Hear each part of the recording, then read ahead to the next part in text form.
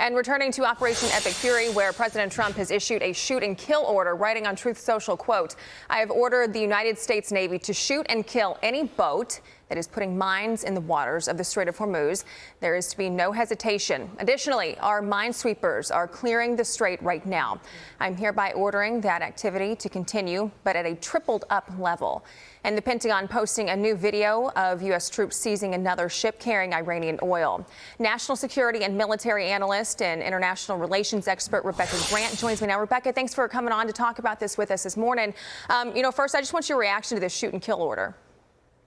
Oh, lethal force is absolutely appropriate. And notice that President Trump really focused on any attempt by Iran's fast boats to put mines out in the strait. Right now, we have a couple clear shipping channels that our U.S. Navy destroyers have ready to go, so we don't want to see more activity. Iran's IRGC Navy remnants are acting like pirates, but I'm telling you, they've only seen a glimpse of what the U.S. Navy could do. The U.S. is in control of that strait, and the U.S. needs to keep that control of the strait. Do you think this is the pressure that Iran needs to face from the president to cave in and be like, we can't do this anymore? You know, it's a brilliant move because with the blockade, President Trump can dial up or dial down the pressure. The U.S. Navy can continue this blockade as long as necessary. And it's amazing seeing the intercept of that Iran Shadow Fleet tanker in the Indian Ocean, okay? That's out in Indo-PACOM, Admiral Paparo's command. And so that tells us that Iran's Shadow Fleet is a target anywhere they are. That's a great message to China, and it really does lock down the pressure on Iran. They have no options at this point, and they are going to have to negotiate one way or the other. Do you foresee this coming to an end anytime soon? We'll get to China in a second, but, for all the people out there who didn't want to see this happen in the first place, and now it's dragging on into the second and third month, I mean, what do you think? Do you think this is close to being over? It's going to take some time. President Trump says give him the time and the space to make the best deal. And the point here is we still want the nuclear fuel, nuclear dust accounted for, and all the provisions to make sure Iran can never be a threat again and never be on that pathway to a nuclear weapon. It's going to take a little more time, but this blockade pressure is another key pressure point on Iran.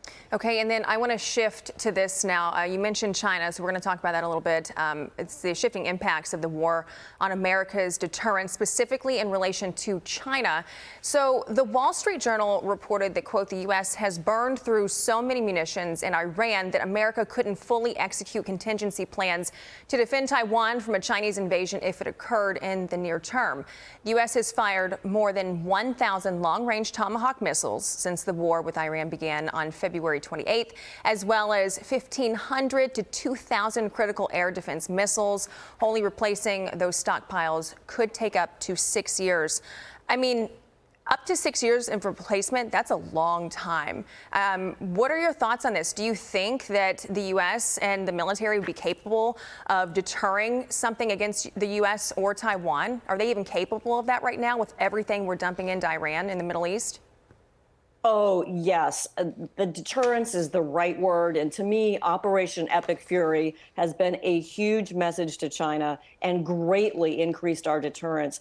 On those specific munitions, the Pentagon has just about tripled the production rate for some of them. Tomahawks are an older missile. We got a lot of them. We have a lot of other types of missiles in the inventory. And look, we've got 2 aircraft carriers in the Middle East right now, another one on the way, carrier in the Pacific. I think our deterrence against China has been made much stronger by the air dominance and sea power that we see with our 50,000 U.S. service members deployed in the Middle East. I think Operation Epic Fury has really scared Xi Jinping, no question about it. I mean, China's watching this like a hawk from every angle of this. What do you think? I mean, do you think that with the route that we're going right now, you talk about not just us using all of our assets and our military in the Middle East, but you got to think about the oil and the gas. I mean, it's coming at us from every angle.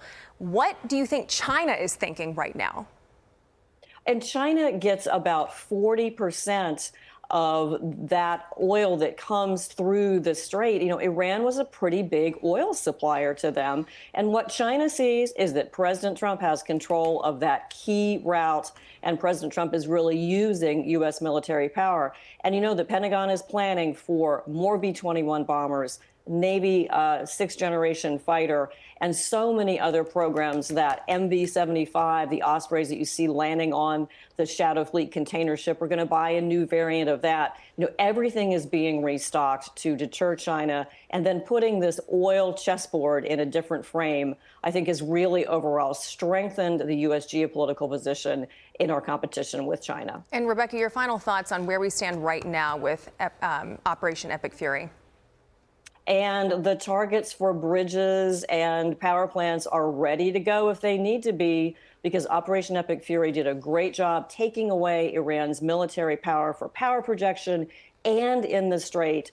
But don't forget, it's also there. All the planes, fighters, bombers, carriers, destroyers, everybody's still there in case President Trump needs that if the negotiations don't go well. Okay, Rebecca Grant, thank you so much for your time this morning. Thank you. Of course. Be sure to like and subscribe for all the Fox News latest on YouTube, and catch full shows streaming now on Fox One.